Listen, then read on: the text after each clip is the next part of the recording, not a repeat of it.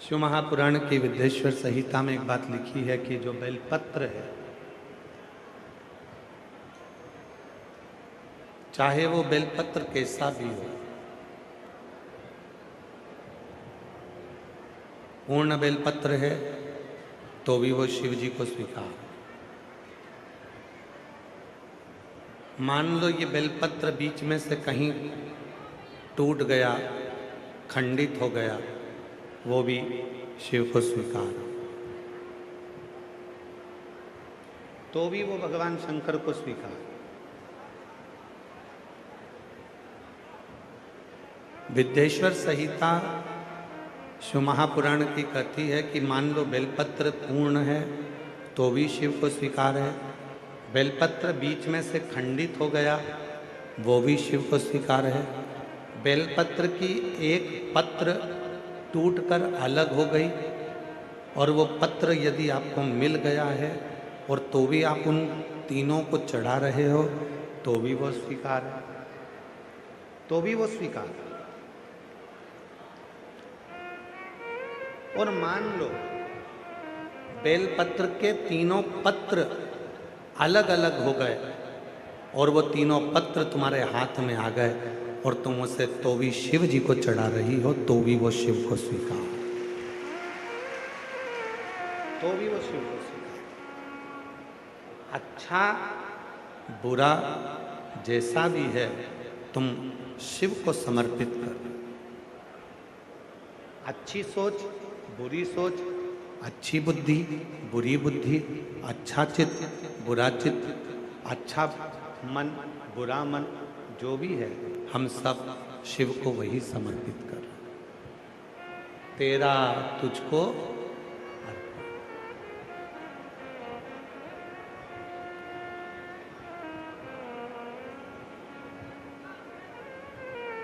तेरा तुझको अर्पण। ये पत्र चाहे इनके 1000 टुकड़े हो जाएं,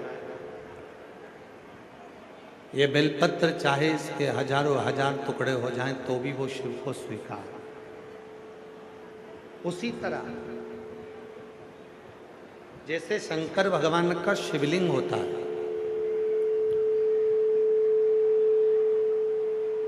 थोड़ा समझिएगा बहुत ध्यान से। घर में अगर भगवान कृष्ण की मूर्ति है, उसके उंगली टूट गई, हाथ टूट गया या कोई चीज में खंडित हो गई तो वो खंडित मानी जाए। माता रानी की कोई मूर्ति है, उसमें कोई टूट फूट हो गई तो वो खंडित मानी जाए। गणेश जी की कोई मूर्ति है, उसमें कोई टूट फूट हो गई तो वो खंडित मानी जाए। जितने भी देवताओं की कोई मूर्ति आपके पास में है, अगर वो थोड़ी सी भी टूटती है तो वो खंडित मानी जाए। पर 33 कोटि देवता में केवल एक देव अधिदेव महादेव का शिवलिंग एक ऐसा है जो 1000 भी टुकड़े हो जाएं तो भी वो खंडित नहीं माना जाता, वो अखंड ही माना जाता।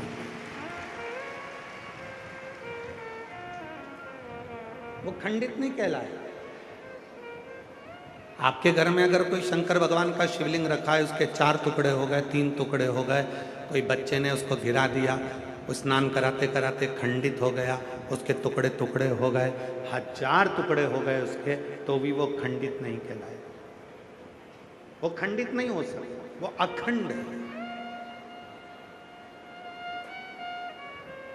शिवलिंग कभी खंडित नहीं माना जाता, उसको अखंड माना जाता। उसी तरह आपको बताया अभियाल कि ये बेलपत्र का एक पत्ता, ये दूसरा पत्ता, ये बेलपत्र का तीसरा पत्ता, ये तीनों पत्ते मान लो टूट गए, अलग अलग हो गए, आप चढ़ाने के लिए लेकर गए थे और ये पत्ते टूट कर अलग अलग हो गए, तो भी यदि आप इन तीनों पत्तों को एक साथ रखकर भी शिव को चढ़ा रहे हो तो भी वो अखंड ही माना जाएगा। वो खंडित नहीं, उसमें खंडता नहीं। अच्छा है शिव का, बुरा है शिव का। मात पिता तुम शरण गाऊं मैं किसकी स्वामी शरण गाऊं मैं किसकी तुम बिन और न दूजा प्रभु बिन और ना दूजा आस करूं मैं किसकी ओम जय जगदीश। अखंडता आपसे एक प्रश्न करते हैं इसी संवाद में, जरा उत्तर दीजिएगा। तुम्हारा छोटा सा पोता, तुम्हारा बेटी का बेटा, तुम्हारे बेटे का बेटा, तुम्हारे बेटी की बेटी, तुम्हारे बेटा की बेटी, या तुम्हारा बेटा या तुम्हारी बेटी छोटी सी, वो कुछ भी खा रही है, कुछ भी, और खाते खाते उसने एक दाना उठाया और उठाकर खाते खाते उसने अपनी मम्मी के मुंह में दे दिया। खाते खाते उसने अपने पापा के मुख में दे दिया। अब ईमानदारी से बोलो, इतने से दाने से बच्चे का छोटा सा हाथ, छोटी सी उंगली, और वो छोटी सी उंगली से वो बच्चा दाना उठाकर तुम्हारे मुख में दे रहा है। बच्चे का पेट तो वो छोटे से दाने से भरा जाएगा, पर क्या तुम्हारा पेट भराएगा क्या उस दाने से? नहीं भराएगा।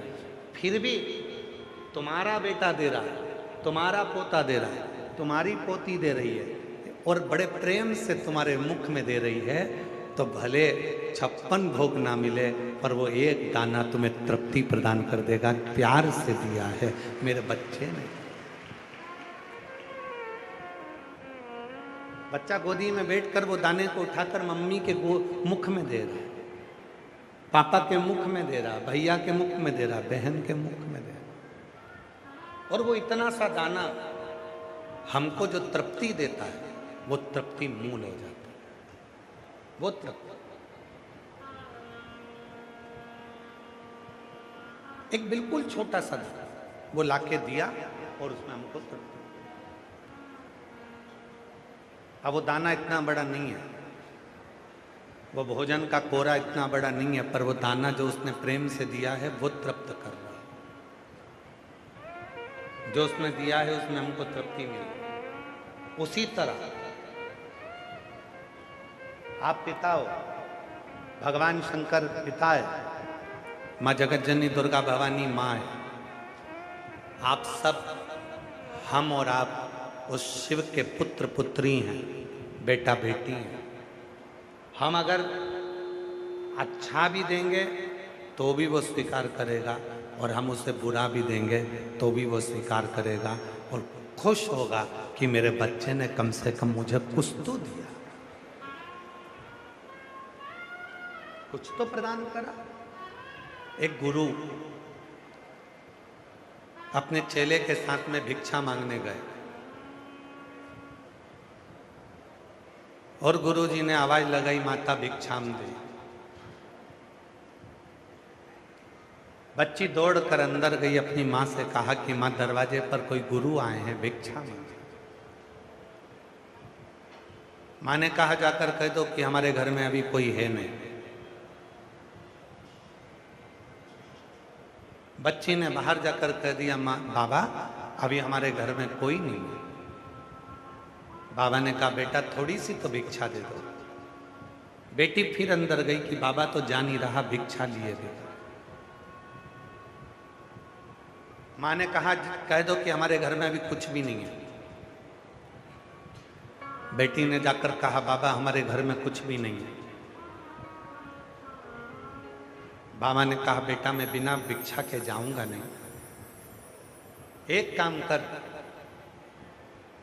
झाड़ू लगा दे, थोड़ा सा कचरा मेरे कमंडल में डाल।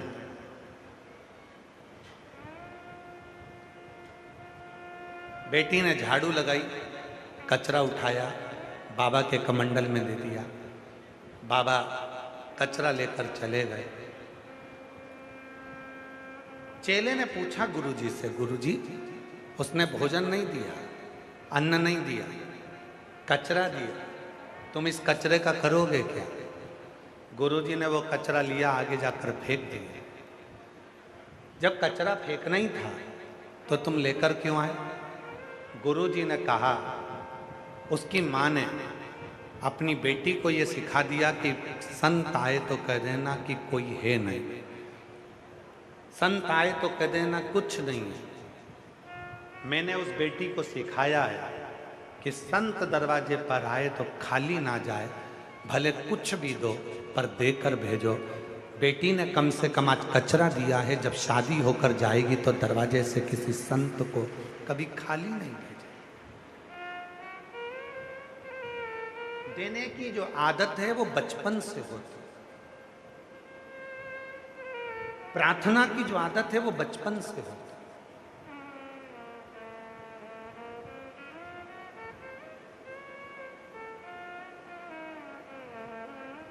कभी कभी अपने बच्चे से तुम खुद कह दिया करो, ला क्या खा रहा है बेटा? बिस्कुट। ला, दादी को नहीं खिलाएगा? बच्चा आएगा, छोटा सा टुकड़ा तोड़कर दादी को मुख में बिस्कुट देगा, भले पूरा नहीं दे पर इतना सा भी दे तो तुम खुश हो।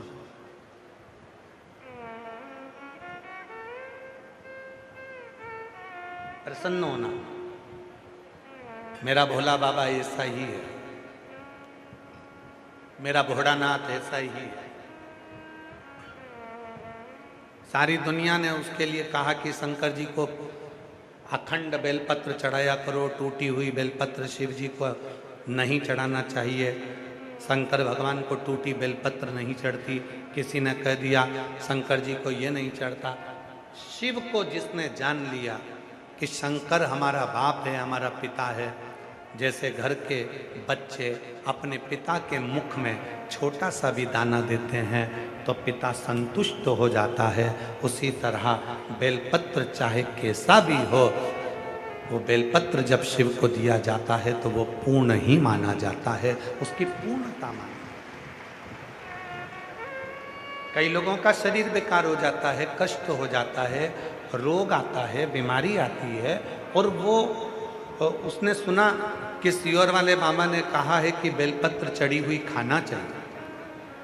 अब सियोर वाले बाबा ने क्या कहा कि जब तुम बीमार हो, तकलीफ में हो, तुम्हें रोग है, तब बेलपत्र खाओ। अब कई लोगों की तो आदत हो जाती है कि रोज रोज बेलपत्र खाने लगते हैं, रोज ही बेलपत्र खाने लगते हैं। नहीं, सियोर वाले बाबा ने कहा कि जब तुम्हारा स्वास्थ्य खराब है तब बेलपत्र शिव की चढ़ी हुई प्रसाद के रूप में शंकर जी के सामने से जब बेलपत्र चढ़ी हुई उठाओ तो उनसे कहो, बाबा आप महामृत्युंजय हो, आप मृत्यु को जीतने वाले हो। बाबा मुझे रोग हो गया है, उस रोग को मिटाने के लिए आप औषधि के रूप में ये बेलपत्र दे दीजिए और इस बेलपत्र को औषधि बना दीजिए। जब आप ऐसा कहकर भगवान शंकर को महामृत्युंजय के रूप में बोलकर उनसे औषधि मांग कर लाओगे, तब उस बेलपत्र को खाओगे तो बेलपत्र असर करती है। और एक बात और याद रखना, हम पूरी बेलपत्र को नहीं खा सकते। हो सकता है किसी किसी के मुंह में छार छार हो जाता है, किसी के मुख में कई बार छाले पड़ जाते हैं, किसी के मुंह में स्वाद आना बंद हो जाता है, किसी किसी के मुंह में कुछ खाते हो तो स्वाद नहीं आ पाता। तो जरूरी नहीं कि पूरी बेलपत्र खाओगे। बेलपत्र का एक पत्ते का भी छोटा सा अंश, जितना बड़ा तुम्हारे माथे पर बिंदी लगी होती है, उतनी बिंदी के बराबर भी अगर तुमने बेलपत्र को खाया है तो वो बेलपत्र भी उतना ही असर करेगा जितनी पूरी बेलपत्र। जितनी बड़ी बिंदी अपने माथे पर लगी है उतनी बेलपत्र, उतनी बिंदी के बराबर भी अगर बेलपत्र हम खा रहे हैं तो उतना ही असर करेगा। जरूरी नहीं है कि पेट दुख रहा है तो दवाई का पूरा पत्ता ही खा जाओ, सिर दुख रहा है तो टेबलेट का पूरा पत्ता ही खा जाओ, 12 की 12 गोली खा गया। एक गोली निकालो और उसको खाओ। उसी तरह शरीर में अगर कष्ट है, तुम पूरी बेलपत्र नहीं खा सकते, मुंह में स्वाद नहीं आता, छाड़ छाड़ हो जाता है मुख में, अगर बेलपत्र खाने के बाद तुम्हें स्वाद नहीं आ पा रहा, तो इतनी सी बेलपत्र का टुकड़ा, जितनी बड़ी तुम्हारे माथे पर बिंदी रहती है उतना बड़ा टुकड़ा आप नंदी के पास बैठकर उसको खाना प्रारंभ करिए, वो बेलपत्र भी उतना ही असर करे, उतना ही असर।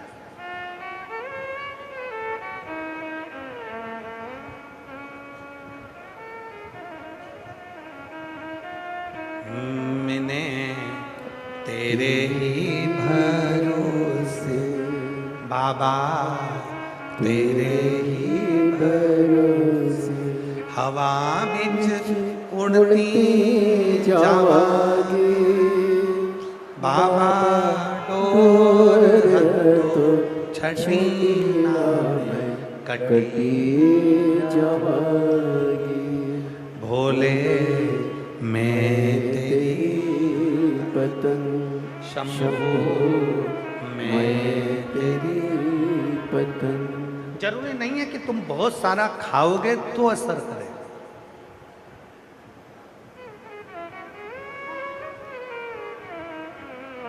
जब नींद नहीं आती है रात्रि को,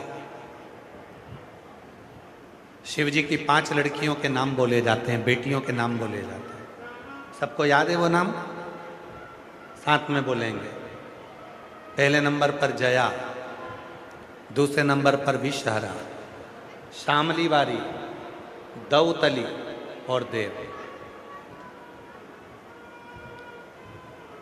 कई लोग ऐसे हैं जो नींद की गोली खाकर सोते हैं, उनके लिए सबसे सुंदर तरीका है, आज ही प्रैक्टिकल कर कर देखना कि सीहोर वाला बाबा झूठ तो नहीं बोल रहा है, क्योंकि अभी तो हम तुम्हारे यहाँ 3 दिन हैं,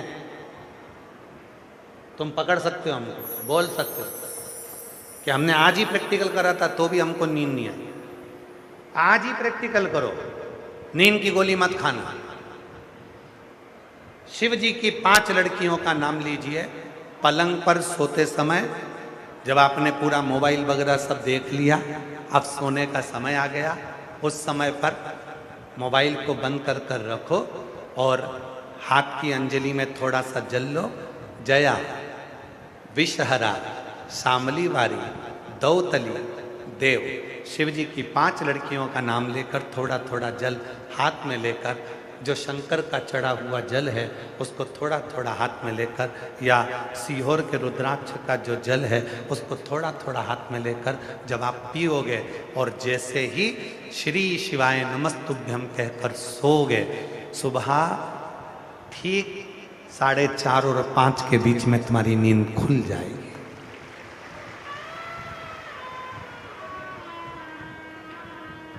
ये कोई नाम साधारण नहीं है।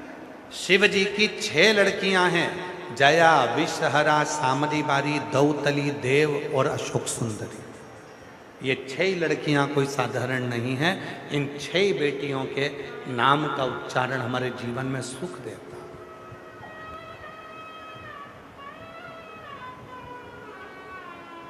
एक छोटी सी बेलपत्री का टुकड़ा, मात्र जरा सा बिंद, एक पत्र राम प्रसाद जांगड़ा, कहीं बैठे हों, पिता का नाम है राम प्रसाद जांगड़ा, माता का नाम है नीलम जांगड़ा, बेटी का नाम है दीक्षा रानी। कहीं बैठी हों तो हाथ हिला सकते हैं। गांव है डांडी, भोजराज, फतेहाबाद, हरियाणा की रहने वाली। भोले बाबा, 1 लोटे जल का मैं क्या बखान करूं, मेरी बेटी की उम्र 18 साल हो गई है, जो जन्म से विकलांग है। वो जन्म से विकलांग है, उसकी उम्र है 18 साल, जन्म से विकलांग है। उसका शरीर का नीचे का जो हिस्सा है बिल्कुल भी काम नहीं करता था। कमर से लेकर नीचे का जो पांव का हिस्सा है वो बिल्कुल भी काम नहीं करता। उसको विकलांग का सर्टिफिकेट दिया गया है, वो विकलांग है।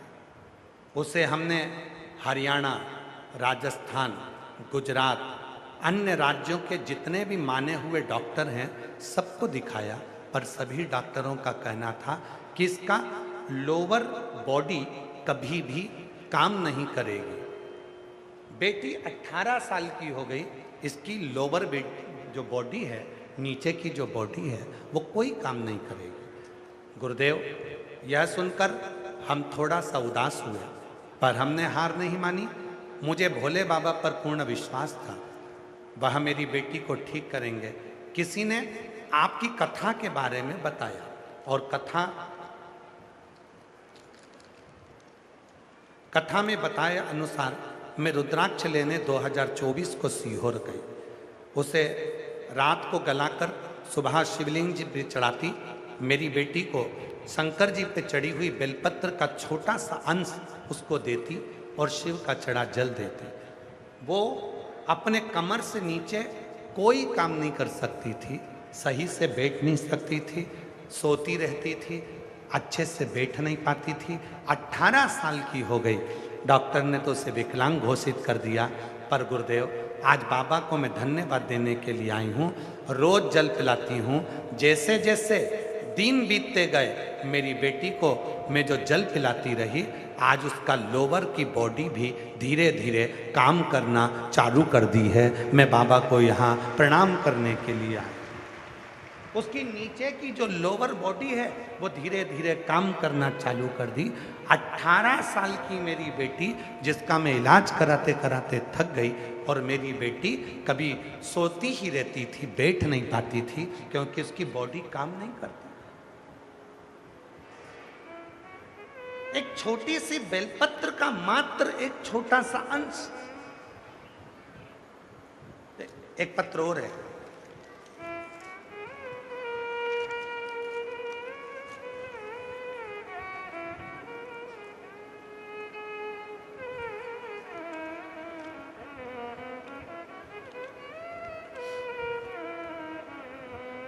मेरा नाम है सलिंद्रो देवी, पति प्रदीप कुमार, अघोवा, जिला अंबाला की निवासी हूँ। कहीं बैठी हो तो हाथ हिला सकती हैं। जिला अंबाला से आई हैं। पति का नाम प्रदीप कुमार, मैं सलिंद्रो देवी, मेरा मोबाइल नंबर ये है। मेरे पति को 2025 को कैंसर की बीमारी का पता चला।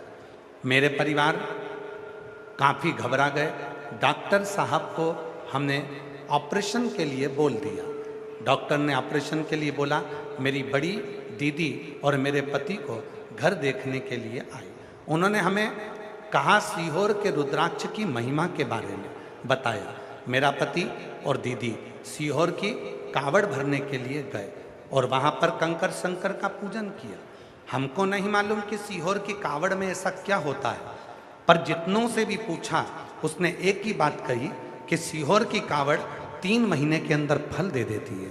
तो हम भी कावड़ भरे और कावड़ भरकर जब हम वहाँ कंकर शंकर पूजन कर कर आए, बाबा से विनती कर कर आए, और गुरुदेव लगभग 3 मंथ के अंदर बाबा ने ऐसी कृपा करी कि मेरे पति को मैं वो रुद्राक्ष का जल देना प्रारंभ करी, और अपने पति की जांच कराने के लिए वापस हॉस्पिटल लेकर गई तो डॉक्टर ने कह दिया कि अब तुम्हारे पति को कैंसर नहीं है, उसका कैंसर ठीक हो गया है, उसका कैंसर ठीक हो गया है।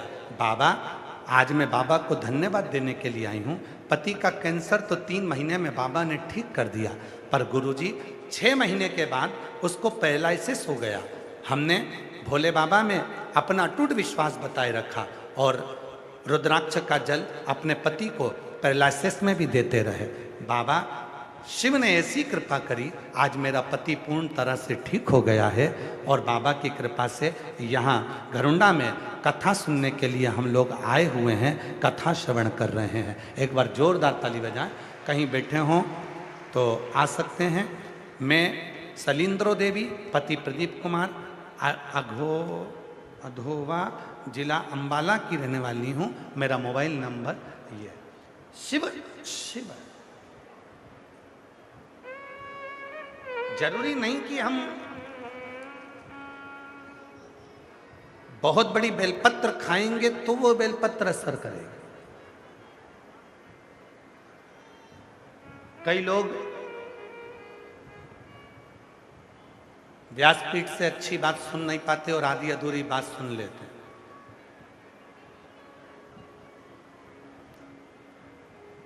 कई लोग हमारा फोटो लगा लगा कर अपनी वॉइस निकाल कर, या वो कौन सा है आजकल हुआ है ना, एआई से हमारी आवाज निकाल कर उससे वीडियो बना बना कर लोग डाल देते।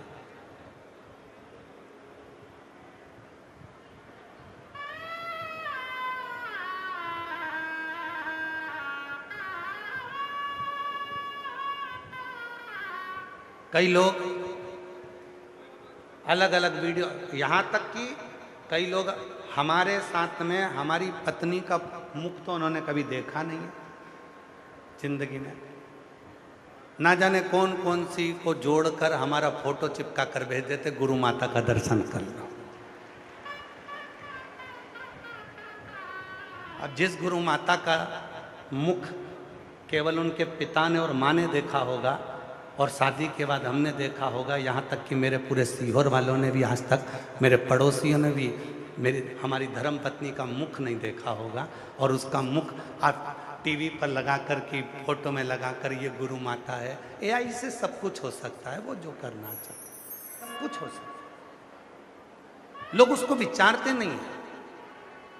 किसी ने कहा कि 10 बेलपत्र खा जाओ, कोई ने कह दिया 5 बेलपत्र खा जाओ, किसी ने कह दिया इतना खा जाओ। ना ना, एक मस्तक पर जो बिंदी लगी है उसके बराबर भी, मस्तक की बिंदी के बराबर भी अगर हमें तकलीफ है, कष्ट है, दुख है, हमारे मुख में बेलपत्र खाने पर यदि स्वाद नहीं आता, छार छार हो जाता, छाले पड़ जाते, आप बेलपत्र नहीं खा सकते और तकलीफ ज़्यादा है, बीमारी ज़्यादा है, एक माथे की छोटी सी बिंदी के बराबर भी बेलपत्र को यदि आप पाओगे तो वो बेलपत्र आपको सुख दे, वो सुख दे।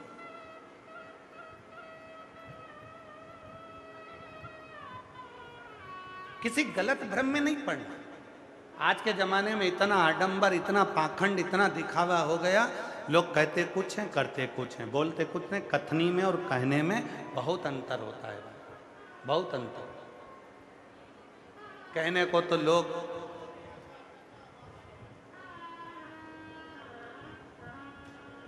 महाराज, आज आप लोग कथा श्रवण कर रहे हैं और पूरी घरोंडा की मंडी यहाँ पर बैठी हुई है, सारे व्यापारी गण बैठे हुए हैं। आप लोगों को एक बात कहना चाहूँगा इस व्यासपीठ से, जब सीहोर से कथा किसी को भी दी जाती है ना, तो कभी सीहोर में आकर उनके फार्म को देखा करो, जो फार्म भरा था उस फार्म में लिखा रहता है आप पास नहीं बेचेंगे, आप दुकान नहीं बेचेंगे, आप कर्जा लेकर कथा नहीं कराएंगे, आपके पास पैसा नहीं है तो कथा बिल्कुल मत करा, टीवी पर कथा आ रही है आप वो सुनो, ना पास बेचो, ना चंदा मांगो, ना किसी से लो।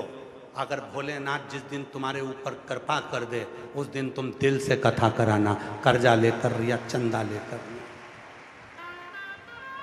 फार्म भरा जाता है, जो कथा लेकर आता है उसके सिग्नेचर होते हैं, उसके साइन लगते हैं, उसकी वीडियो बनती है, ऑफिस में जमा होती है।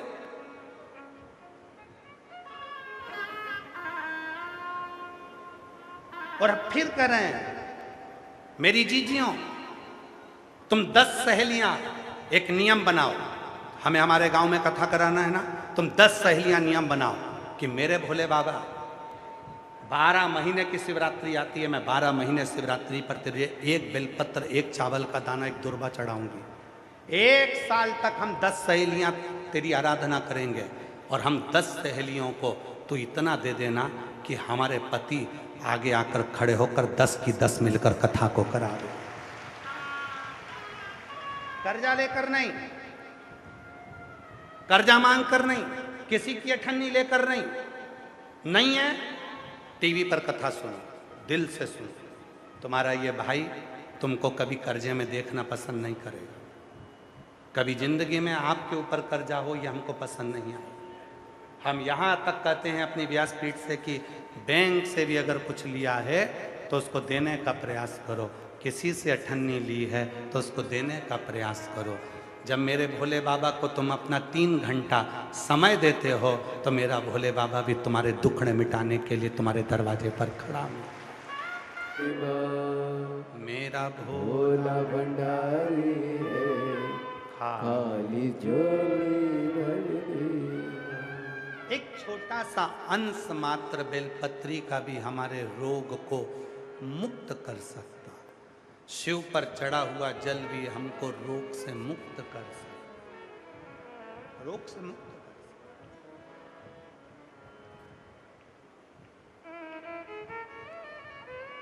चिंतन करो थोड़ा सा। कई लोगों के मन में आता है पूरा पूरा बेलपत्र शिव जी को चढ़ाना। नहीं है बेलपत्र, टूट गया देव, वो बाप है, अपने बच्चों का एक टुकड़ा मात्र भी उसके पास जाएगा तो वो कृपा कर दे। पिता है,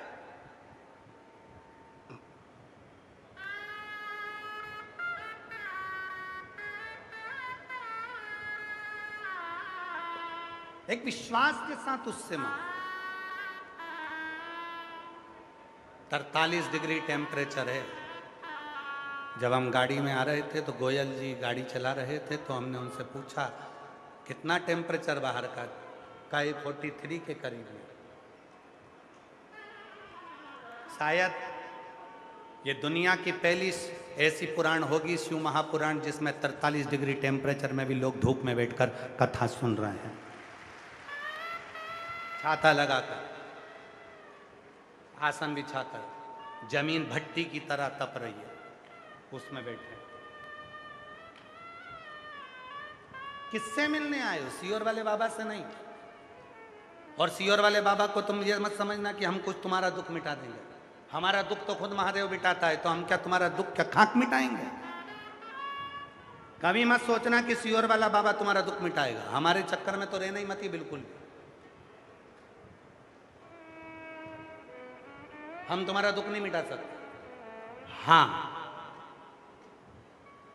तुम्हारा दुख, तुम जो शिव की कथा सुन रहे हो, शंकर की कथा श्रवण कर रहे हो, एक लोटा जल चढ़ा रहे हो और अपने दिल में शिव को बिठा रहे हो, कथा को सुनकर तुमने कानों से शंकर को अपने दिल में बिठा लिया, मुख से बोलकर अपने दुखड़े को मिटा लिया, बस उसने तुम्हारा दुख मिटाया। सियोर वाले बाबा ने कुछ नहीं किया, कुछ नहीं। ना हमारे पास कोई बेल है, ना हमारे पास भभूति है, ना हमारे पास नारियल है, और ना हमसे मिलने आओ। हम तुमसे मिलते भी नहीं है। आपने मालूम होगा अग्रसेन भवन वालों से पूछो, आप तो जाना अग्रसेन भवन में जाके पूछना क्यों सियोर वाला बाबा अपने कमरे से बाहर निकलता है क्या? निकलते ही नहीं। उनके जितने कैमरे लगे सारे कैमरे में छान मारो। कमरे में जब गए, कथा के समय आए और कथा से कमरे में गए, दिन भर अपने कमरे में रहकर मंत्र जाप करना, भगवान का भजन करना, शिवलिंग है उसकी भक्ति करना, ठाकुर जी की सेवा कर लेना, शालिग्राम जी की सेवा कर लेना, अपने भजन में डूबे रहना, किसी से मतलब नहीं। आपसे मिलेंगे तो आपको लगेगा कि सियोर वाला बाबा कुछ हमको ऐसी चीज़ दे दे कि हम करोड़पति बन जाए। हम जब तुमसे मिलेंगे ही नहीं तो तुम्हारा विश्वास शिव जी पे रहेगा और शिव जी का कृपा दृष्टि तुम पर रहेगी। हमसे कोई मतलब ही नहीं।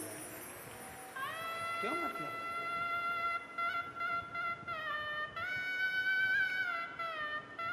रिश्ता तेरा मेरा सबसे प्यारा, रिश्ता तेरा मेरा सबसे प्यारा, तू मेरा बाबा, मैं हूँ तेरा लाला, मैं हूँ तेरा लाला।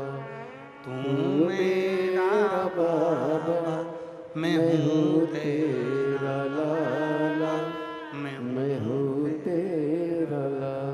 उस पे भरोसा। एक बहन ने लिखा, गुरुजी एक पत्र में एक बहन लिखी है, देखिए।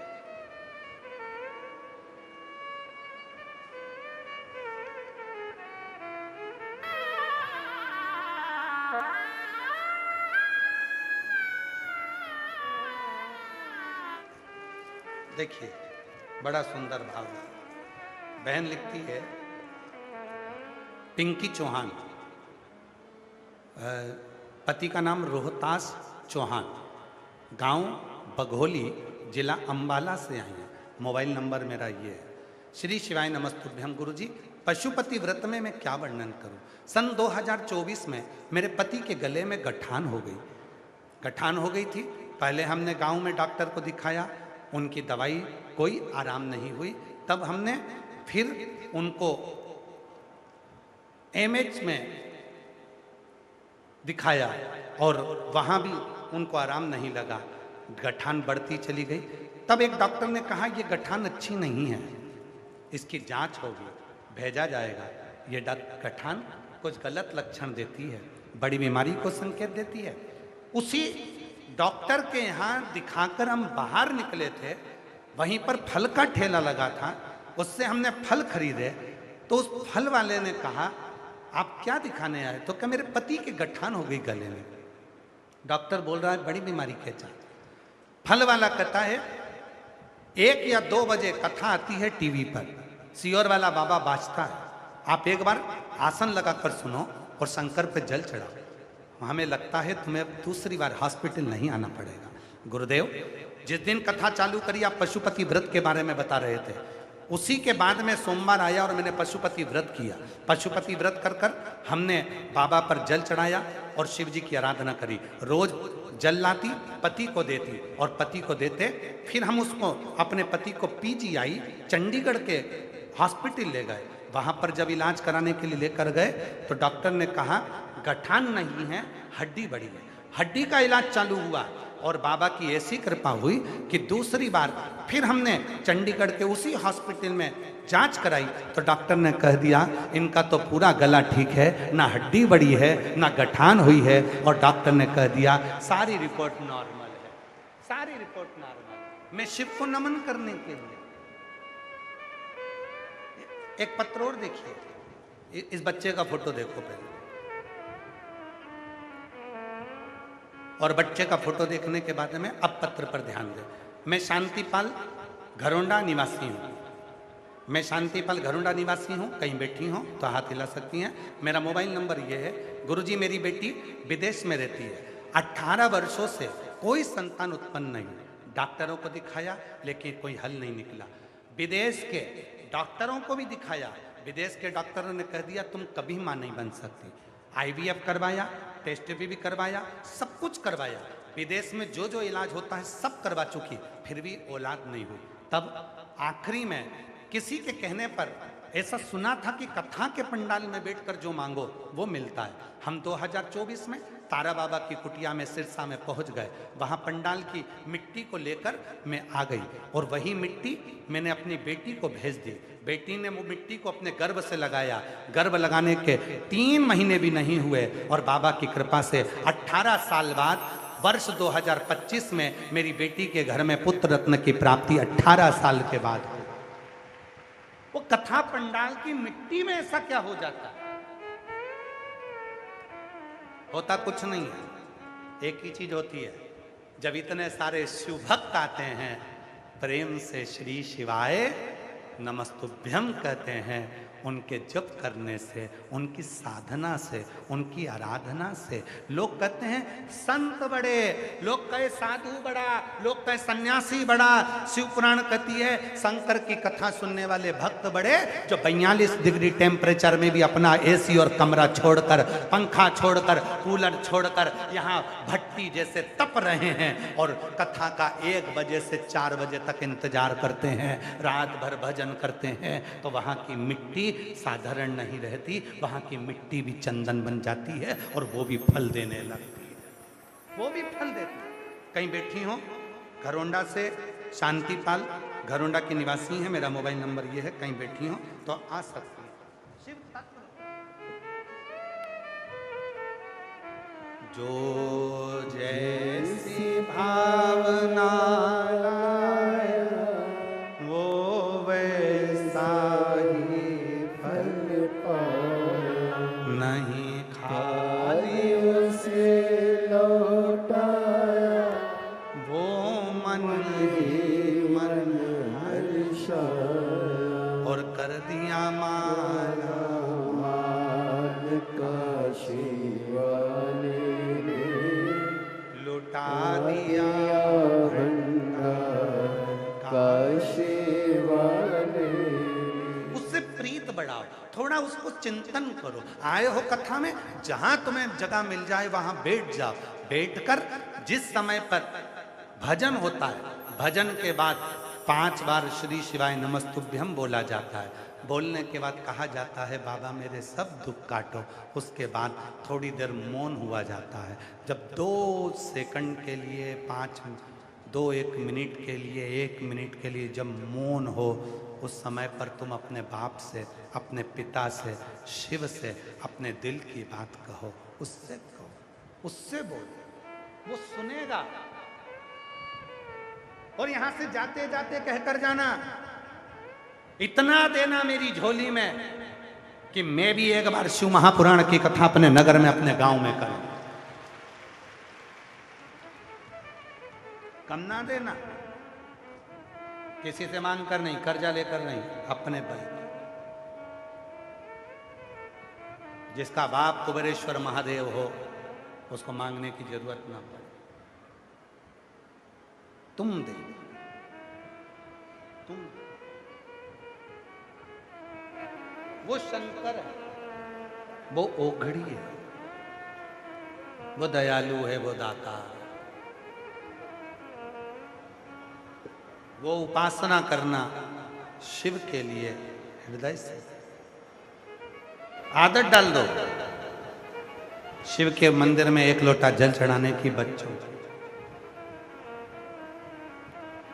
दुनिया का कोई व्यक्ति कितना भी मना करे कि तुम भगवान शंकर को मत भजो, शिव के मंदिर मत जाओ, लोटा भर के जल मत चढ़ाओ, उनके हाथ जोड़कर कह देना मैं तेरे से रिश्तेदारी खत्म कर दूंगी, आज के बाद बोलो। मेरे को ये मत बोलो कि शिव के मंदिर मत जा, मैं तुझसे रिश्तेदारी बंद कर दूंगी, पर उससे रिश्तेदारी बंद नहीं कर सकती। मैं मंदिर जरूर जाऊंगी, 1 लोटा जरूर चढ़ाऊंगी, और एक दिन ऐसा आएगा वो जल तुम्हारा कल बदल कर ही रहेगा। वो जल तुम्हारा कल बदल कर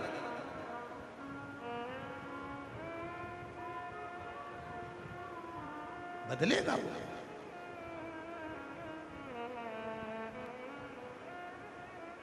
1 लोटा जल सारी समस्या का हल। कैसी भी समस्या, दुख आया, तकलीफ आई, दौड़कर शिव के पास, शिव की शरण। और केवल आपने जल नहीं चढ़ाया है, आप ये भी मत सोचना कि केवल मैं जल चढ़ा रही हूं। भगवान श्री राम जब लंका पर आक्रमण करने के लिए गए और सेतु नहीं बन रहा था, बहुत बड़ी समस्या भगवान श्री राम जी के सामने आकर खड़ी हो गई थी कि यह सेतु कैसे बंधेगा। तब स्मरण आया, पार्थिव शिवलिंग का निर्माण करा, रेत का बालू का शिवलिंग बनाया और वो शिवलिंग की स्थापना करी, रामेश्वरम उसका नाम हो गया। और ऐसी कृपा शंकर भगवान ने करी कि वो नल नील ने पत्थर तैराना प्रारंभ करे और सेतु बनकर तैयार हो गया।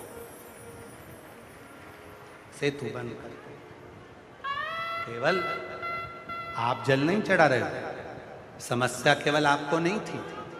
भगवान राम जी के जीवन में समस्या आई तो 1 लोटा जल चढ़ाया भगवान राम ने। भगवान कृष्ण की 16,108 रानियां,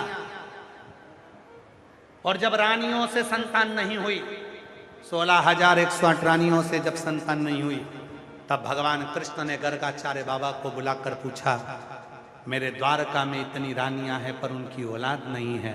गर्गाचार्य बाबा ने कहा, एक एक रानी के साथ 11-11 दिन तक बैठकर शंकर भगवान की पूजन करो। एक एक रानी के साथ बैठकर 11-11 दिन तक पूजन करी भगवान कृष्ण ने। तब जाकर शिव जी प्रसन्न हुए और वर दिया, हे भगवान कृष्ण, तुमने मेरी आराधना एक एक रानी के साथ में 11-11 दिन तक करी है, इसलिए तुम्हें 11-11 संतान उत्पन्न हो। एक एक रानी से 10 बेटा, एक बेटी, 10 छोरा, एक छोरी होंगे। तब भगवान कृष्ण की प्रत्येक रानी से 11-11 बच्चे हुए और 1,77,186 भगवान शंकर की कृपा से कृष्ण भगवान के बच्चे थे। तब केवल तुम जल नहीं चढ़ा रहे। ये लोग लिख देते हैं 18 साल तक संतान नहीं हुई, तुम जल चढ़ाना तो चालू करो।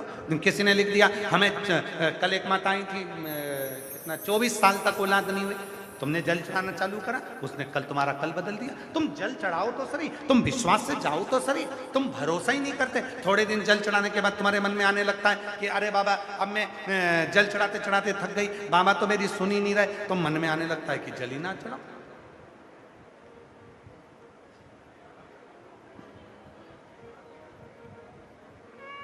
बच्चे को भी जन्म लेने में 9 महीना लगता है, पर आज के लोगों को इतनी जल्दी है, मैंने आज जल चढ़ाया तो मेरा कल काम होना चाहिए, मैंने अभी ऐसा करा तो मेरा अभी ये काम होना चाहिए, मैंने आकर ऐसा करा तो मेरा ऐसा काम होना चाहिए, अभी की अभी होना चाहिए। ना ना ना ना, बच्चे को जन्म लेने में 9 महीना लगता है। इसलिए जल चढ़ाते रहो, रोज शिव के मंदिर जाते रहो। और जब जब तुम्हारी टीवी पर, मोबाइल पर तुम्हें शिव महापुराण की कथा, जब तुम्हें सूचना मिल जाए कि कुबेरेश्वर बाबा के धाम से ये चलकर ये कुबेरेश्वर बाबा की पोथी आई है, उस दिन पंडाल में बैठकर कथा श्रवण कर लो और अपने बाप से अपने दिल की बात कर लो। उस दिन कृपा स्वयं शिव कर। गुरु का काम कितना है? गुरु का केवल एक काम है, तुम्हें शिव तक पहुंचाना। गुरु का एक काम है, तुम्हें शंकर की शरणागति तक पहुंचाना। इससे ज्यादा गुरु कुछ नहीं करता। जब सीहोर गुरु पूर्णिमा पर गुरु दीक्षा लेने के लिए, गुरु नाम लेने के लिए लोग आते हैं, केवल एक कुबेरेश्वर बाबा का धाम ही केवल एक ऐसा है जहां पर साल में केवल एक ही बार गुरु मंत्र दिया जाता है, शिव दीक्षा दी जाती है, शिव नाम दिया जाता है। केवल एक साल में केवल एक ही दिन, उसके सिवाय। हमारे बीच में स्वामी जी महाराज आए, एक बार जोरदार ताली उनका स्वागत है।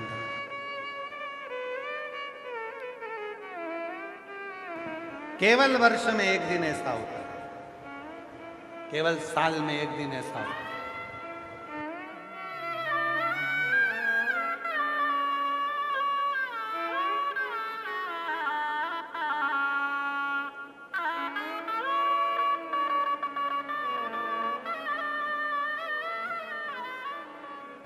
केवल वर्ष में एक ही दिन जो गुरु पूर्णिमा का दिन रहता है, सारी जगह पर साल भर लोग दीक्षा देते हैं। जहां जहां लोग जाते हैं वहीं पर दीक्षा देकर आते हैं। बहुत सारे लोग ऐसे मिलेंगे, तुम्हारे यहाँ आएंगे दीक्षा देकर चले जाएंगे। बहुत सारे लोग आएंगे, साल भर दीक्षा देते हैं। केवल एक कुबेरेश्वर धाम ऐसा है जहां गुरु पूर्णिमा के दिन दीक्षा दी जाती है। पहले पूरे 6 दिन शिव पुराण की कथा सुनाई जाती है। जब पूरी कथा सुन लेते हैं तब 7वें दिन गुरु पूर्णिमा के दिन दीक्षा दी जाती है। और दीक्षा देने से पहले सबको बोल दिया जाता है, तुम ये विचार मत करना कि हम तुम्हारा दुख मिटाने आएंगे।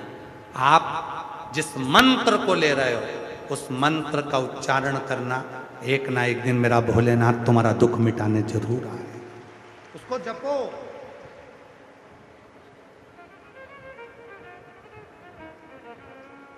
दानवीर कर्ण की भूमि से हो आप, काशी में करनाल लगा हुआ,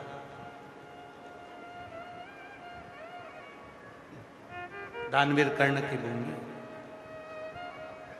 महाभारत का एक चरित्र स्मरण करिए थोड़ा सा। आप लोगों ने कथा में सुना हो, कभी श्रीमद् भागवत में या गीता में श्रवण किया। द्रौपदी के चीर को दुशासन खींच रहा, द्रौपदी बिलख रही है, रो रही है।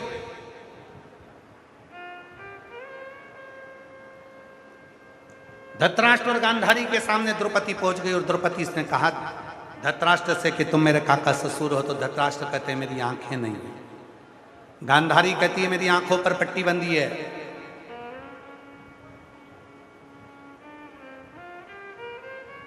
द्रौपदी रोती रोती भीष्म पितामह के पास पहुंच गई।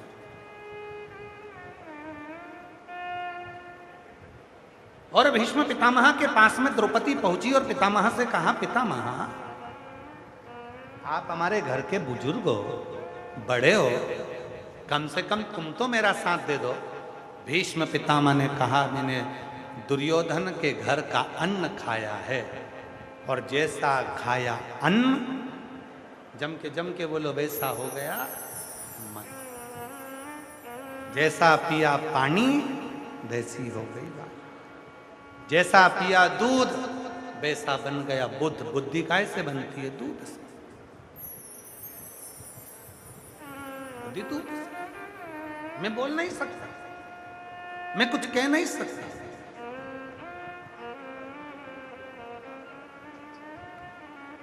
यही मां है।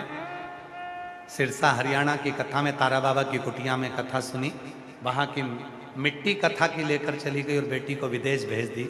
बेटी ने अपने उदर पर लगाया, 3 महीने में गर्भ ठहर गया। 18 साल के बाद पुत्र रत्न की प्राप्ति हुई। एक बार जोरदार ताली।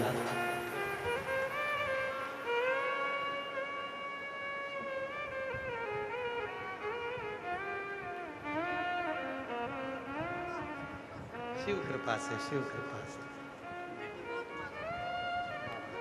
जी कह रही है, बेटी इतना मानती है तो वो कहती है कि सियोर वाला बाबा एक बेलपत्र से और रज से ठीक कर दे, पर ऐसा नहीं, करने वाला स्वयं शिव है, उसके सिवाय कोई कुछ नहीं कर सकता।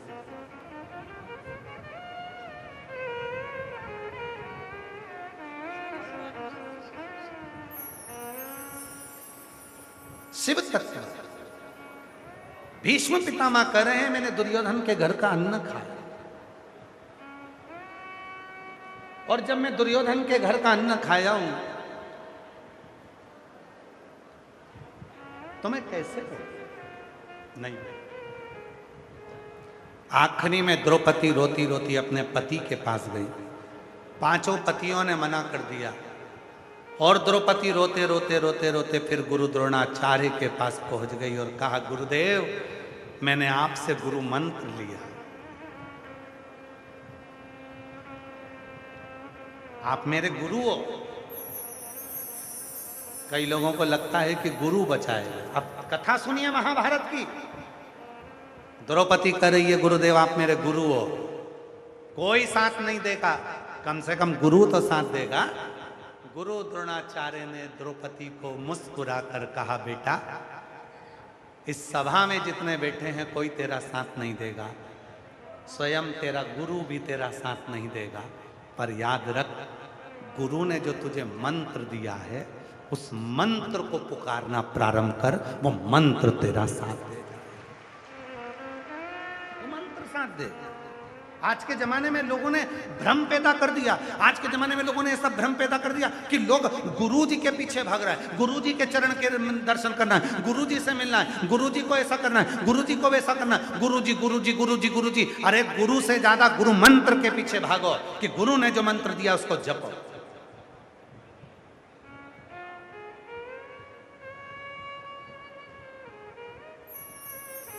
लोग तो लगे हैं आडंबर में करने में, लोग तो लगे हैं पाखंड करने में कि लोग हमें भगवान मानने लगे। और याद रखना, शिव महापुराण का एक संवाद भगवान शंकर ने जो कार्तिकेय महाराज को कहा था वो आपको आज शिव पुराण की कथा से सीख कर जाना चाहिए।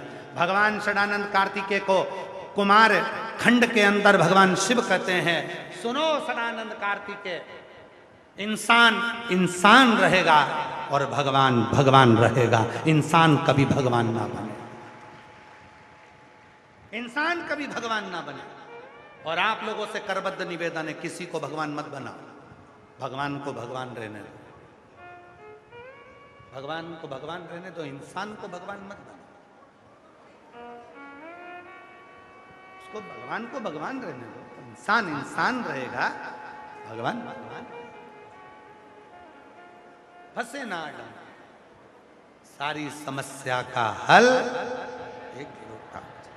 एक गुरु हो सकता है जो आपको मंत्र देगा। इसीलिए कुबेरेश्वर धाम पर केवल गुरु पूर्णिमा पर मंत्र दीक्षा दी जाती है, एक ही दिन। और वो मंत्र देकर भी कहा जाता है इस मंत्र का जाप करना है, स्मरण करिए, याद करिए उस मंत्र को, भजो उस मंत्र को, स्मरण करो उस मंत्र। गुरु भले ना आए पर वो मंत्र बड़ा का। और अंत समय प्रभु पड़ेगा। आता है सब लोगों को बोलना? आता है सबको? सब साथ में बोलिए, अंत समय प्रभु। बहुत बढ़िया।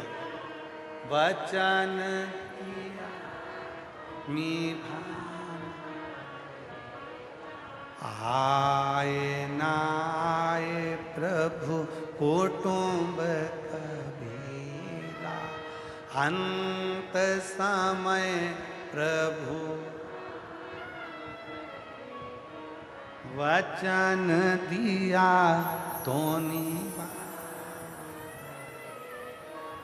अंत समय प्रभु आना पड़ेगा। कोई नहीं आए ना गुरु तुम्हारे सामने। अब किसी के प्राण छूटे, कोई कहे गुरु जी मेरे सामने आके खड़े हो जाते, गुरु जी नहीं हो, फालतू की बात।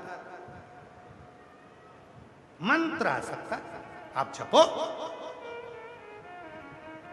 फिर वही वाली बात आ गई जो कल वाली, भीड़ में तन्हाई में प्यास की गहराई में मुझे तुम याद आते हो, भोले तुम याद आते हो। कुछ याद नहीं आएगा।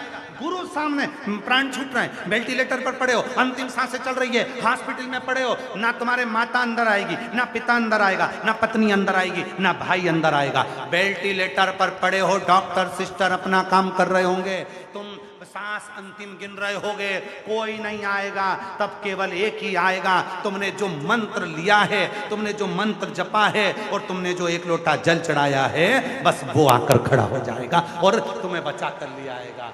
वो भीड़ में तन्हाई में प्यास की गहराई में मुझे तुम याद आते हो, मुझे तुम याद आते हो। उसको स्मरण करो, उसको याद करो, उसका भजन करो, उसका कीर्तन करो, उसका स्मरण करो।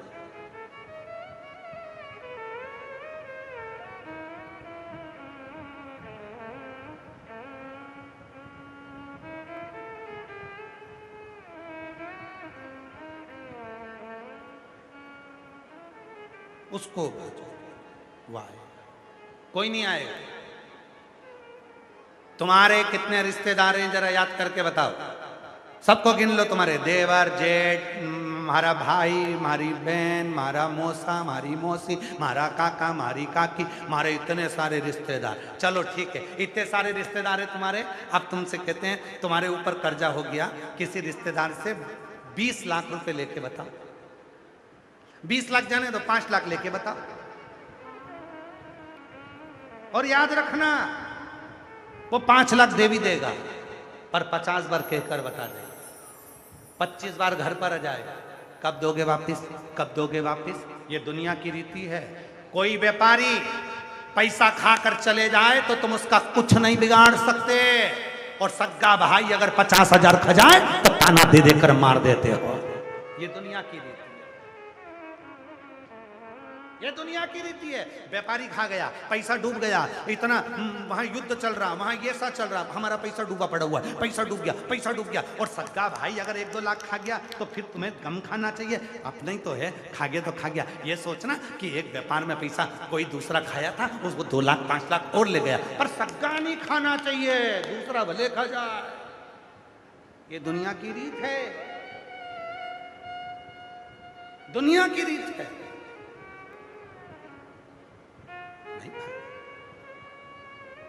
कोई नहीं आएगा, कोई नहीं देगा।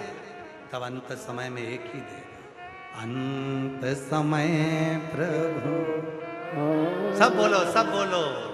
साथ देने वही आएगा, कर्जा मिटाने वही आएगा, दुख मिटाने वही आएगा, बीमारी मिटाने वही आएगा, तकलीफ मिटाने वही आएगा, तुम्हारे दुख की घड़ी में खड़ा वही मिलेगा। अंत समय आना पड़ेगा और वचन दिया तो निभाना पड़ेगा। और आए ना आए प्रभु कुटुंब कबीला अंत समय प्रभु आना पड़ेगा। वो केवल अंत समय, तुम्हारी दुख की घड़ी में वही तो आकर खड़ा होगा।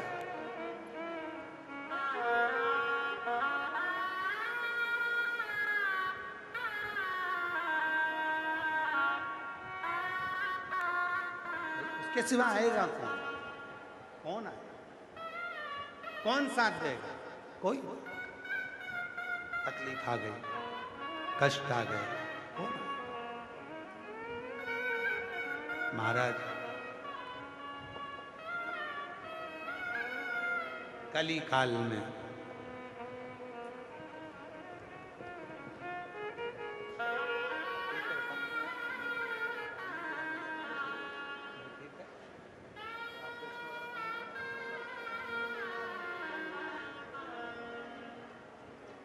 भैया बोल रहे हैं, मेरी घरवाली ने शिवजी पे जल चढ़ा चढ़ा कर मुझे दिया, गले में गठान हो गई थी, डॉक्टर ने बहुत कुछ बोल दिया था, पर मेरी घरवाली ने शिवजी पर भरोसा करा और आपकी कथा पर भरोसा करा। गुरुजी आज मैं ठीक होकर खड़ा हूँ, पूरी रिपोर्ट नॉर्मल आ गई। एक बार जोरदार ताली बजा।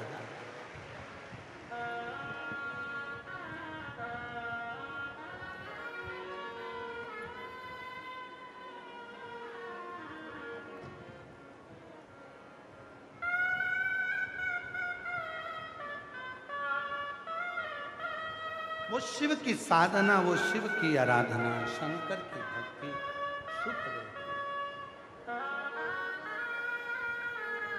उस पर करा गया भरोसा कभी डिगता नहीं। दृढ़ी भरोसे में दृढ़ता हो, दृढ़ी भरोसा हो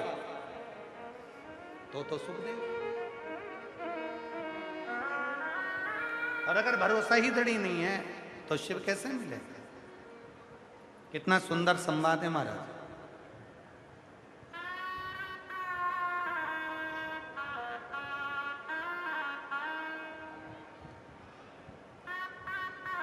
महाभारत आप लोगों के कुरुक्षेत्र में बहुत कथा होती है, आप लोगों में से कई लोग सुनने भी बहुत जाते हैं।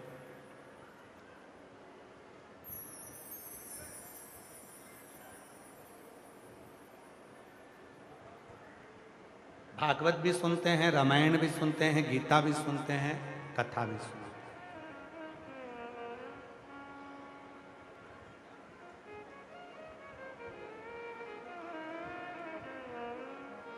बेटी का फोटो दिखाया जा रहा है, फोटो दिखाया जा रहा है, जिसकी भी हो। ये बेटी जो पुलिस वाली दीदी हैं उनके साथ में खड़ी है, जिसकी भी हो उसका स्मरण करें। एक बार एलईडी पर देख लें और वो अपनी बेटी को देख सकते हैं। पुलिस वाली दीदी के साथ में वो खड़ी है, जिसकी भी हो यहाँ से प्राप्त कर सकते हैं। शिव तत्व है, भगवान शंकर ओघड़ी है, शिव दयालु है, शिव दातार है। और वो भगवान शिव से जो कहा जाए, ब्रह्मा ब्रह्मलोक में, भगवान विष्णु वैकुंठ लोक में, और केवल मेरा शंकर, मेरा ओघड़दानी, मेरा शंभु मृत्यु लोक में, कैलाश पर, काशी में,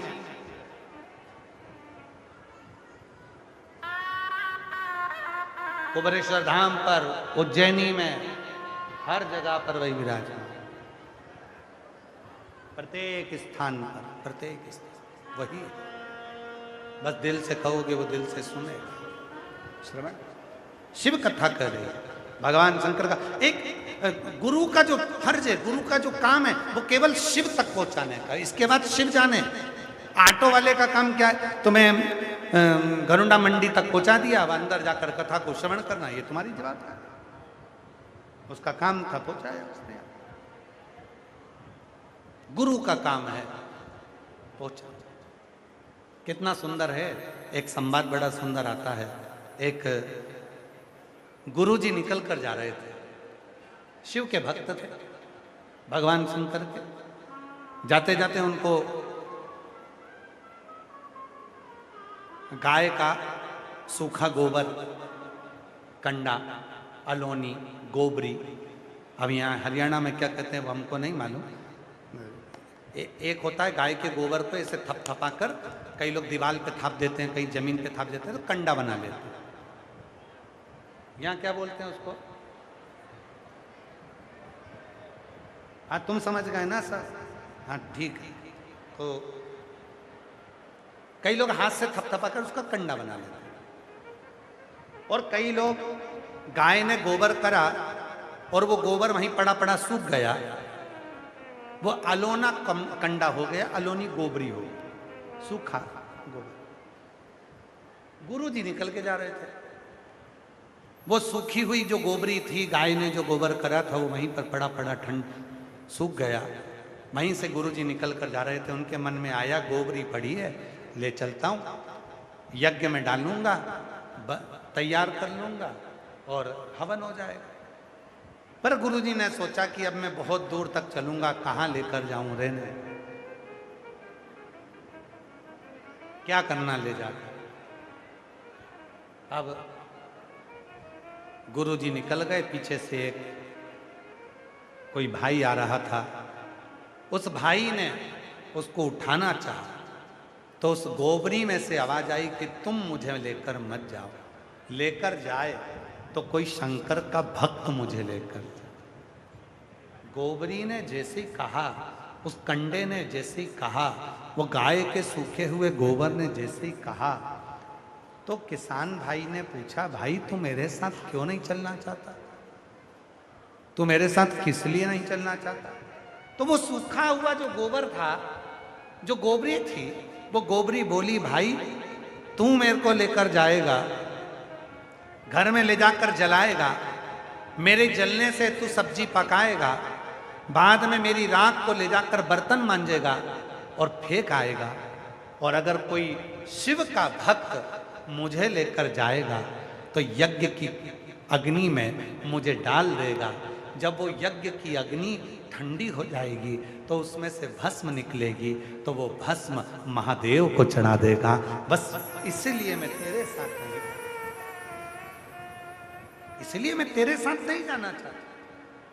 कोई शिव का भक्त हमारी जिंदगी में एक ऐसा आ जाता है, कोई शंकर का भक्त हमारी जिंदगी में ऐसा आ जाता है, कोई शिव का भक्त हमारे जीवन में ऐसा मिल जाता है जो हमको ले जाकर देवाधिदेव महादेव तक छोड़ देता है। कोई शंकर का भक्त हमारे जिंदगी में ऐसा मिल जाता है जो हमको ले जाकर भगवान शंकर की शरणागति में छोड़ देता है। कोई शिव का भक्त हमारी जिंदगी में ऐसा मिल जाता है जो भगवान की अविरल भक्ति हमको करना सिखा देता है। और जब हम भगवान की अविरल भक्ति में श्री शिवाय नमस्तुभ्यम के उस मंत्र में जब डूबने लगते हैं, तब शिव अपने आप कृपा करना प्रारंभ कर देते हैं। कोई भक्त हमारी जिंदगी में ऐसा नहीं।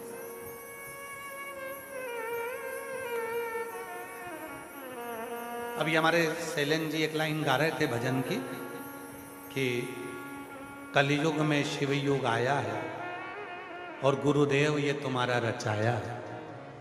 पर हम उनसे कहेंगे कि उसको गुरुदेव ने नहीं रचाया है, उसको तो स्वयं महादेव ने रचाया है, कोई दूसरा रचाने वाला नहीं।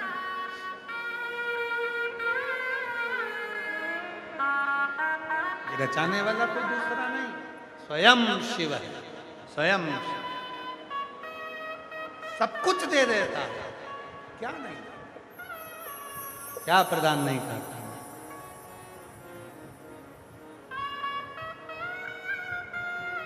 रावण को सोने की लंका देता है, भस्मासुर को कंकण देता है, क्या नहीं देता।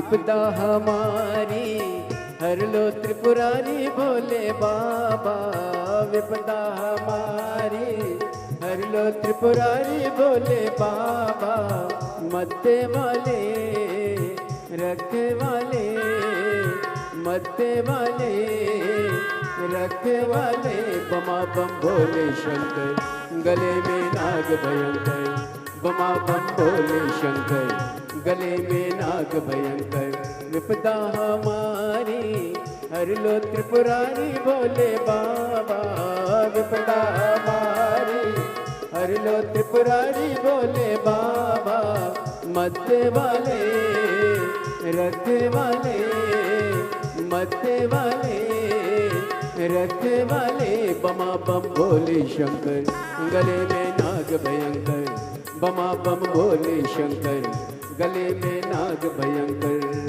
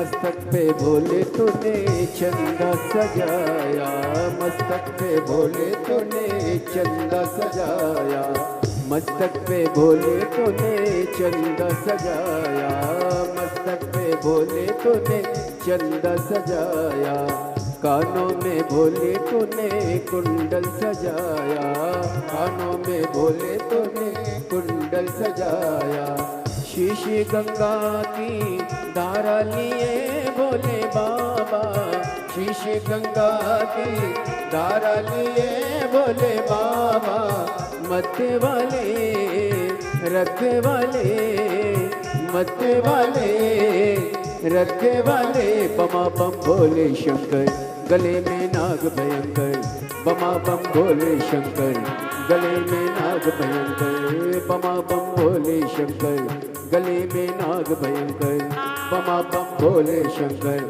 गले में नाग भयंकर।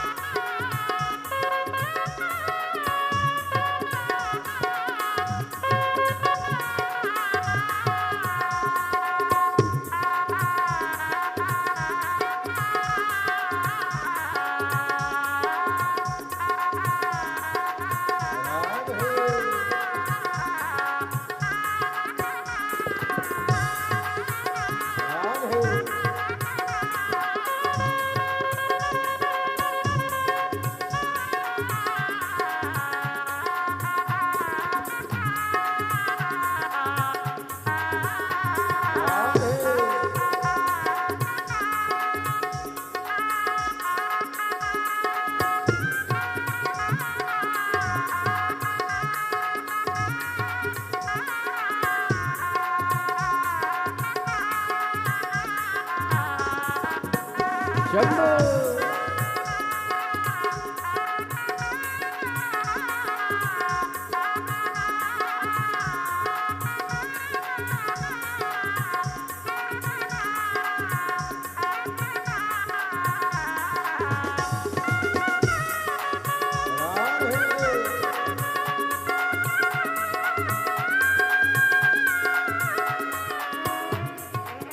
बाए बुझाए भोला गौर विराजे, बाए बुझाए भोला गौर विराजे, बाए बुझाए भोला गौर विराजे, बाए बुझाए भोला गौर विराजे, दाए में बोले तेरे नंदी विराजे, दाए में बोले तेरे नंदी विराजे, दुखड़े मिटाए तुमने भक्तों के रखवाले, दुखड़े मिटाए तुमने भक्तों के रखवाले, मत वाले रखवाले, मत वाले रखवाले, बमा बम भोले शंकर गले में नाग भयंकर, बमा बम भोले शंकर गले में नाग भयंकर, बमा बम भोले शंकर गले में नाग भयंकर, बमा बम भोले शंकर गले में नाग भयंकर।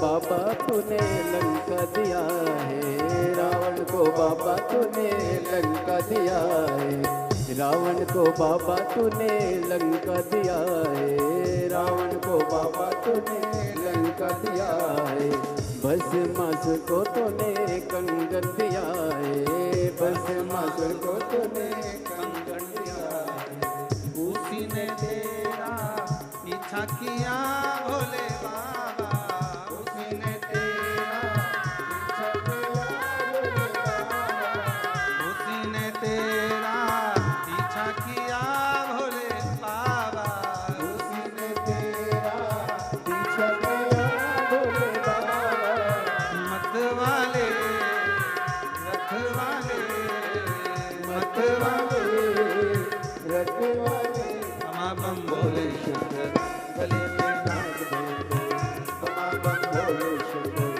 गले में नाग भयंकर, ओ बमा बम भोले शंकर गले में नाग भयंकर, बमा बम भोले शंकर गले में नाग भयंकर, बमा बम भोले शंकर गले में नाग भयंकर, बमा बम भोले शंकर गले में नाग भयंकर, बमा बम भोले शंकर गले में नाग भयंकर, बमा बम भोले शंकर गले में नाग भयंकर।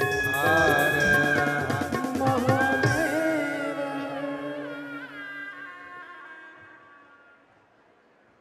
अपने स्थान पर बैठकर भगवान देवाधिदेव महादेव से अपने मन की बात कहिए, प्रार्थना करिए, विनय करिए, विनती करिए, निवेदन करो।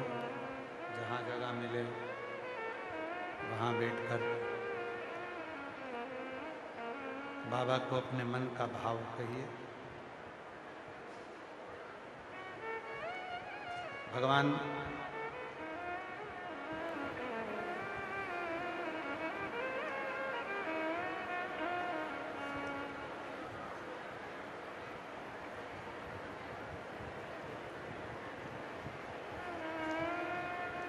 देवाधिदेव महादेव की ये पवित्र कथा भगवान शिव की कृपा से करेंगे, उनकी उदारता से जो चल रही है ये कथा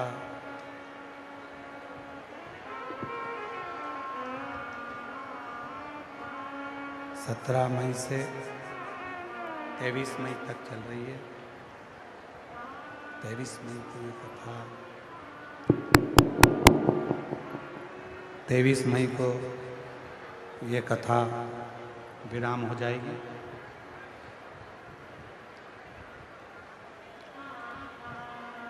घरोंडा के नगर खेड़ा सुधार सभा घरोंडा अनाज मंडी में ये कथा चल रही थी, हरियाणा की पवित्र भूमि पर। ये कथा 23 मई को विराम होगी, फिर 27 मई से 2 जून तक शिव महापुराण की कथा दोपहर में 2 बजे से 5 बजे तक गांव दुधनाल, तालुका उमरगा, जिला धाराशिव, महाराष्ट्र में शिव महापुराण की कथा रहेगी। उसके बाद में 18 से 24 जून तक दोपहर में 2 बजे से 5 बजे तक भटिंडा, पंजाब में शिव महापुराण की कथा रहेगी। ऐसे कथाओं के क्रम निरंतर रहेंगे। हमारे बीच में हरियाणा सरकार के माननीय स्पीकर महोदय श्री हरविंदर कल्याण जी यहाँ पधारे हैं। एक बार उनके लिए भी जोरदार ताली बजाकर स्वागत वंदन अभिनंदन। जिन्होंने जब ये कथा मझधार में डोल रही थी उस समय पर हम घरोंडा के माननीय विधायक महोदय, माननीय स्पीकर महोदय, हरियाणा सरकार के श्री हरविंदर कल्याण जी को धन्यवाद देते हैं, जिन्होंने जब ये कथा कैंसिल हुई और सूचना मिली तो माननीय श्री हरविंदर कल्याण जी स्पीकर महोदय ने 36 ओम के साथ में बैठकर मीटिंग करी और सबको कहा कि चिंता मत करो, ये कथा बड़ी प्रबलता से होगी और अच्छे से होगी और सबका साथ इस कथा को आगे बढ़ाओ। मैं माननीय स्पीकर महोदय जी को बहुत बहुत साधुवाद देता हूँ कि आपकी शिव भक्ति, आपका विश्वास सभी शिव भक्तों के साथ खड़ा हुआ है, इसलिए ये कथा बड़े प्रेम से हो।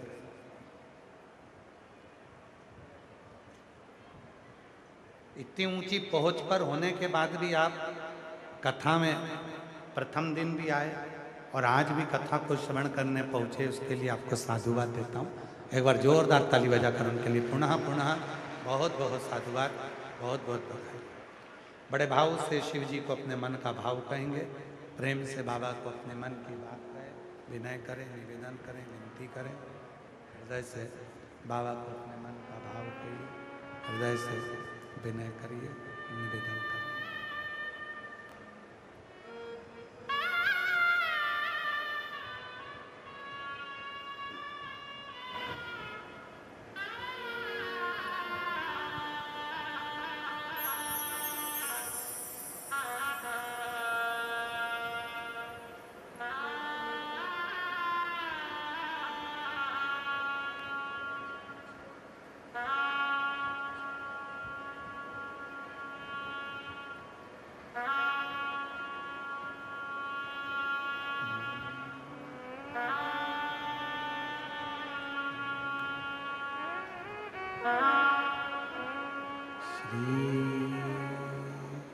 शिवाय नमस्तुभ्यं श्री शिवाय नमस्तुभ्यं श्री शिवाय नमस्तुभ्यं श्री शिवाय नमस्तुभ्यं श्री शिवाय नमस्तुभ्यं भोला सब दुख काटो मारा, ओ भोला सब दुख काटो मारा। शिव शंकर जपो तेरी माला, भोले बाबा जपो तेरी माला, भोला सब दुख काटो मारा, ओ भोला सब दुख काटो मारा। देश मंगलकारी, देश मंगलकारी,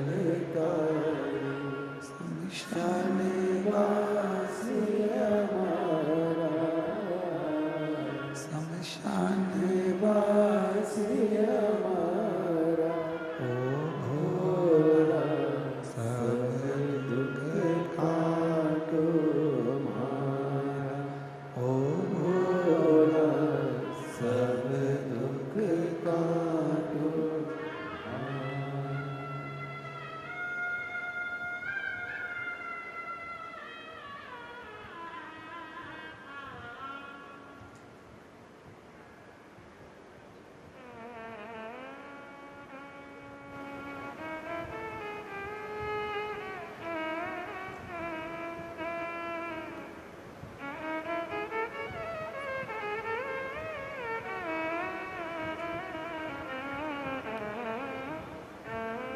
बाबा देवरिदेव महादेव भगवान शिव गर्दानी त्रिकालदर्शी कैलाशी विनाशी भगवान शंकर की पवित्र कथा कह रही है।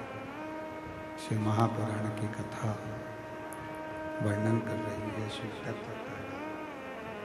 भगवान शंकर की पवित्र कथा वर्णन कर रही है। शिव तत्व कह रहा है।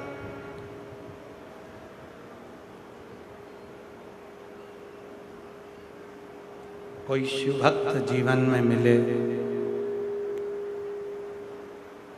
वो शिव तत्व को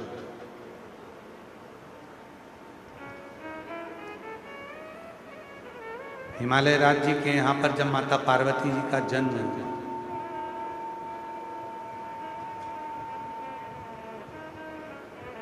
पार्वती माता का भाग्य देखकर देवऋषि नारद जी ने बता दिया कि इनका जीवन ऐसा रहे।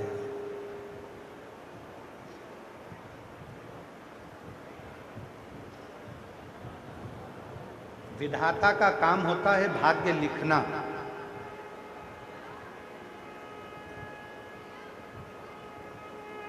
विधाता का काम है भाग्य को लिखना,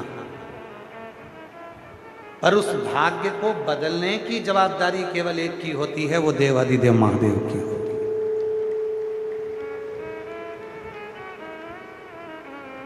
लिखण वाले ने तो लिख दिया, जो ललाट पर था वो लिख दिया। जब लिखण वाले ने लिख दिया और ललाट पर जो था वो लिख दिया, अब उसको पलटेगा कौन? तो पलटने की जवाबदारी केवल एक की होती है और वो शिव की। 33 कोटि देवता में केवल एक देव अधिदेव महादेव ऐसे हैं, अड़भंग दानी। अड़भंग दानी शिव ऐसे हैं, तुम्हारे ललाट पर कितना भी दुख लिखा हो, कितनी भी तकलीफ लिखी हो, तो भी वो पलटना जानते हैं।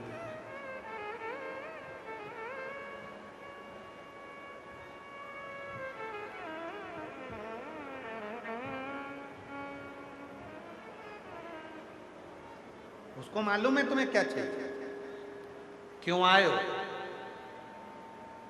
ये लाखों की संख्या में आप लोग धूप में बैठे हो, पंडालों में बैठे हो, मंडी के पूरे शेड भरे पड़े हुए हैं, गल्ला मंडी के, अनाज मंडी के, कहीं जगह नहीं है, पेड़ों के नीचे बैठे हैं, रोडों पर बैठे हैं, किनारे किनारे बैठे हैं। उसको मालूम है क्यों आया है, किस लिए आया है, क्या चाहिए तुझको, उसको मालूम। और बड़ी आस लेकर आया, खाली नहीं भेजते। कितने दिन बच्चे हैं कथा के, आप जम के बोलो जरा, जम के। 3 दिन।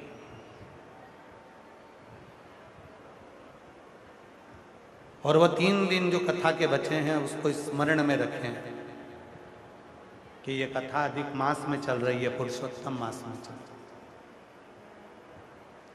पार्वती जी बाल्य अवस्था से देवऋषि नारद ने पार्वती जी का भाग्य देखकर बता दिया था कि इसको अड़भंगा पति मिलेगा, नग्न वेशधारी पति मिलेगा, भस्म रवाने वाला पति मिलेगा, जटाजूट बांधने वाला पति मिलेगा, इसको ऐसा पति मिलेगा, उसको ऐसा मिलेगा।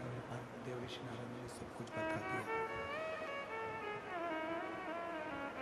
देवऋषि नारद ने सब कुछ माँ पार्वती के बारे में बता। पर हिमालय राज मन में सोचने लगे कि मेरी बेटी का क्या भाग्य यही है।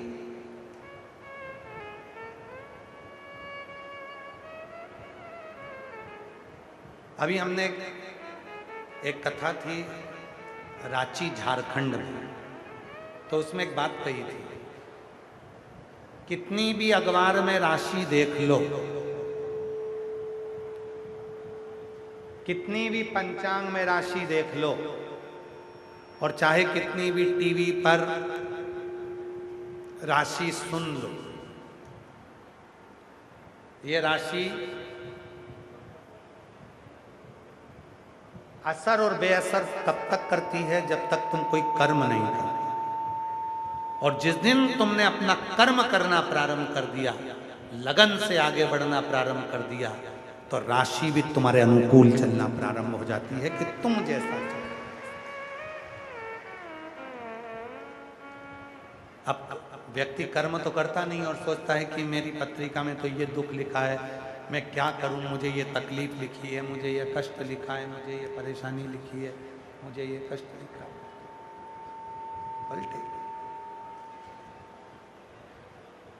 पलट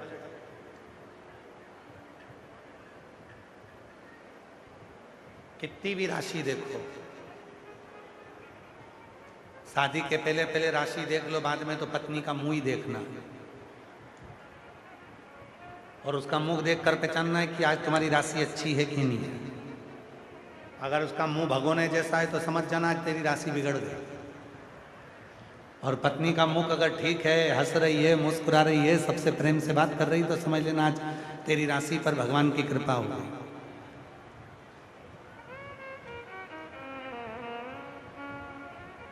असर कर,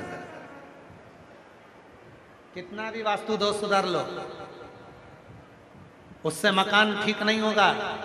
मकान ठीक होगा अपने भीतर के दोष को मिटाने में, सबसे प्रेम करने में, सबके प्रति समर्पण रखने में, सबसे स्नेह रखने में, सबके प्रति भाव रखने में। घर में एक दूसरे से किच किच किच किच कर रहे हो और वास्तु शास्त्री को बुलाकर पूछ रहे हो, बताओ सीढ़ियाँ कहाँ बनाऊं, रसोई घर कहाँ बनाऊं, उसने कह दिया ये तोड़ो, उसने कहा वो तोड़ो, उसने कहा ऐसा करो, उसने कहा वैसा करो। अपने आप को तो सुधारें हम, अपनी कर्म नहीं कर रहे और सोच रहे हैं कि सब कुछ हो जाए।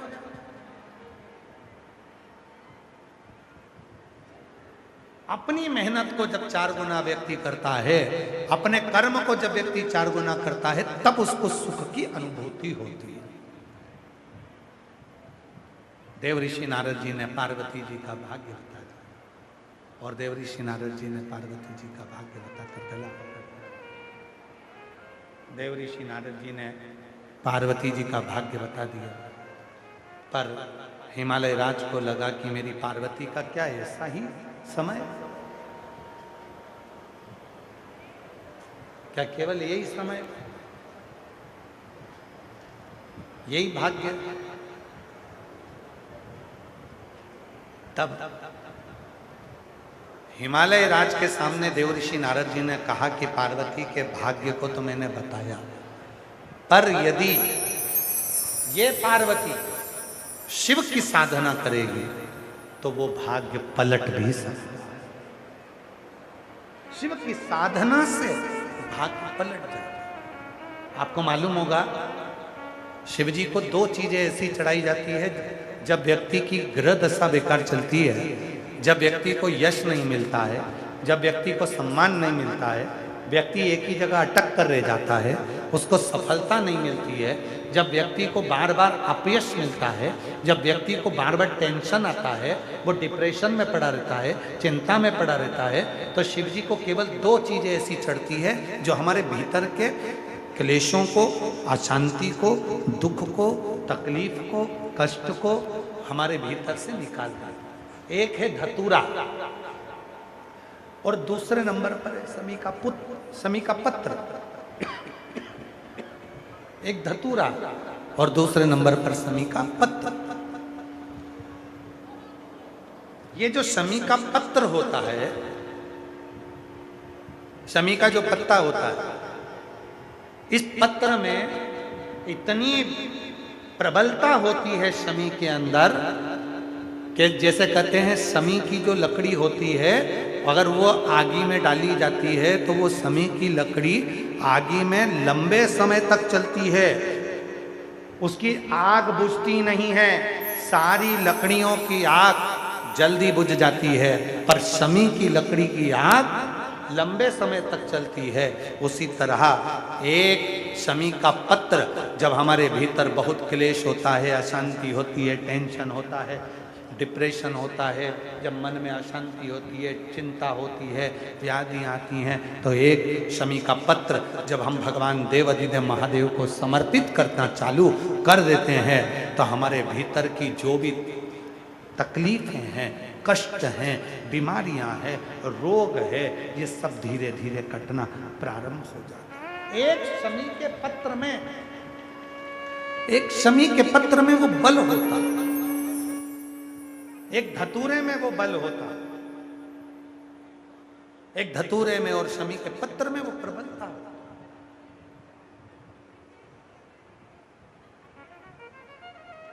धतूरे को भी तीन तरह से चढ़ाया जाता है। जब घर में बहुत क्लेश होता है, अशांति होती है, तो धतूरे को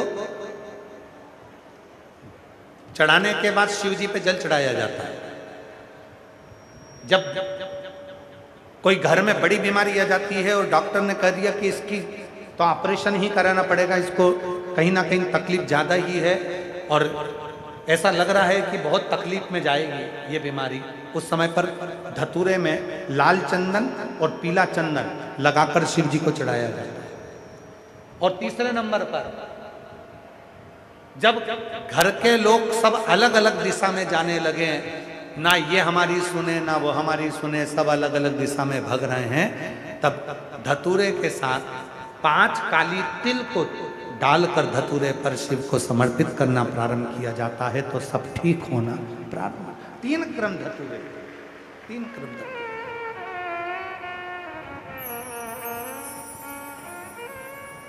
एक पत्र है, अच्छा है, देखिए अच्छा पत्र।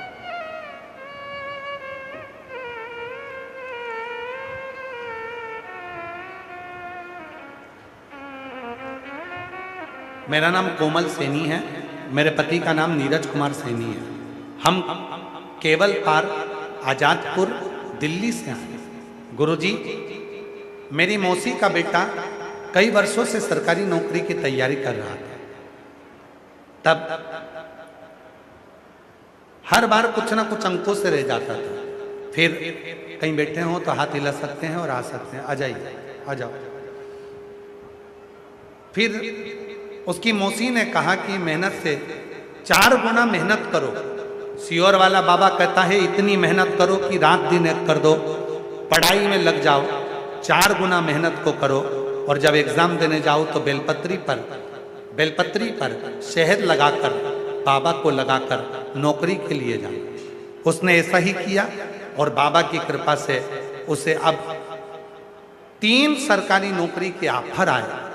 बाबा ने कृपा कर कर अब हमारा भाई आज मुंबई में इनकम टैक्स के ऑफिसर के बड़े पद पर नियुक्त हो गया। मैं बाबा को यहाँ प्रणाम करने के लिए आया। गुरुदेव, मेरे पति को हाथ में 10 साल से गांठ थी। कुबेरेश्वर महादेव के कंकर शंकर की पूजन कर कर रुद्राक्ष का जल लगाना प्रारंभ करा। अब बाबा की कृपा से वो ठीक है। अगला पत्र है,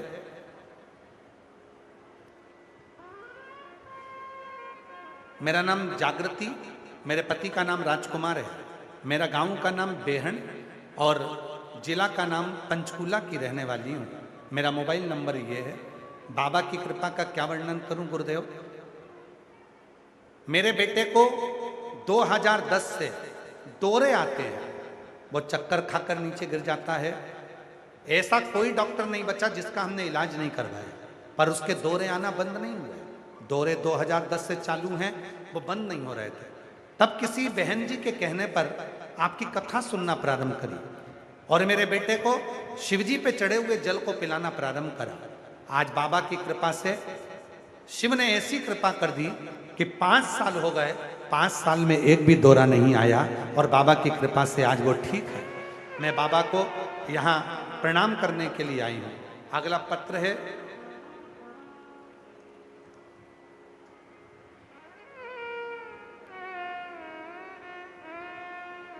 मेरा नाम गुरमीत सिंह, मेरे धर्मपत्नी का नाम रजनी है। हमारी शादी को कई साल बीत चुके थे। बाबा, संतान का सुख नहीं था। गुरुदेव, हर तरह से परेशानियों को झेलना पड़ रहा था। फिर किसी ने कहा पंडाल में बैठकर कथा सुनो, और वहाँ पंडाल में बैठकर कथा सुनी और बाबा की कृपा से आज मेरी पत्नी के यहाँ संतान का सुख प्राप्त हुआ। हमने अपनी बेटी का नाम शिवांशी रखा है। मैं बाबा को यहाँ प्रणाम करने के लिए आई हूँ। कहीं बैठे हों तो हाथ हिला सकती हैं। अगला पत्र है, गुरुजी, मेरा नाम राखी, पति का नाम अमित, पाठक, सहारनपुर के रहने वाली हूँ। हमारा मोबाइल नंबर ये है। भोले बाबा की महिमा का क्या वर्णन करूँ। बाबा, मेरी शादी को 12 साल हो गए थे। 12 साल से कोई संतान नहीं थी। बहुत डॉक्टरों को दिखाया पर सब ने मना कर दिया था। सब जगह से इलाज किया लेकिन कोई आराम नहीं हुआ। फिर एक दिन मुझे आपकी कथा के बारे में पता चला और फिर टीवी के सामने 2022 में पंचायत शिव महापुराण की कथा सुनी। बाबा की ऐसी कृपा हुई कि बाबा की कृपा से 2023 में 13 अप्रैल को मेरे घर में पुत्र रत्न की प्राप्ति 12 साल के बाद हुई। गुरुदेव, मेरे देवर सरकारी नौकरी के लिए अप्लाई कर रहे थे पर उनकी सरकारी नौकरी नहीं लग पा रही थी। तब उन्होंने बेलपत्री पर शहद वाला प्रयोग और आपके कहने पर मेहनत को 4 गुना करा। आज मेरे देवर की इंडियन रेलवे में उच्च पद पर नौकरी लग गई है। मैं बाबा को यहाँ प्रणाम करने के लिए आई। शिव को और जो जैसी भावना वो वैसा ही फल नहीं, खाली उसे लौटा वो मन और कर दिया माला माल काशी वाले, लुटा दिया भंडार काशी। शिव कथा कर रही पार्वती जी ने देवऋषि नारद के मुख से सुना और अपने भाग्य को पलटने के लिए शिव की साधना करना प्रारंभ कर। भगवान शंकर की साधना में डूबने लगे, भगवान शिव की आराधना करने लगे। शिव साधना में डूबी, शिव आराधना में डूबी। एक बात, बाल्यावस्था में पार्वती जी ने तुमरुका जी का भी स्मरण किया।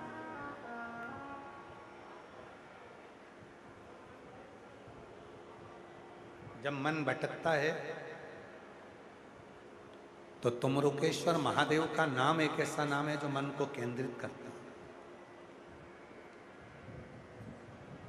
पार्वती जी को जब एक बार लगा कि मैं इतना तप साधना कर रही हूं उसके बाद भी देवाधिदेव महादेव प्रसन्न नहीं हो रहा है, तब तुमरुका जी का स्मरण, शिव की भक्ति को दृढ़ करा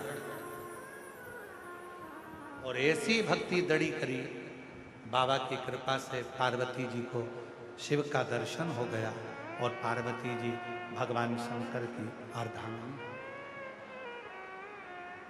शिव गौरी शंकर, भगवान शंकर गौरी शंकर के रूप में विराजित। आगे वर्णन आया, माँ जगत जननी जगदम्बा अम्बा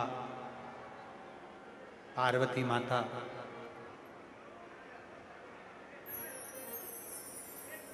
शरीर पर उपटन लगा है, स्नान करने के लिए जा रहे हैं।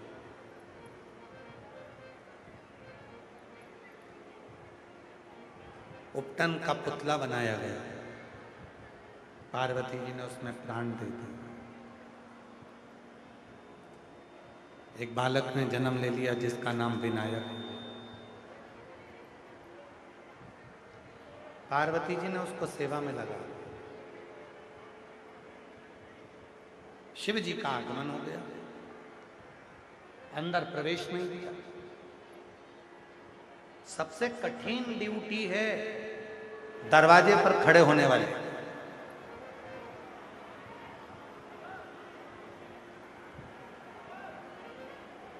ना जाने कितने लोगों से भिड़त होती रहती है दरवाजे पे जो खड़े होते हैं उनकी।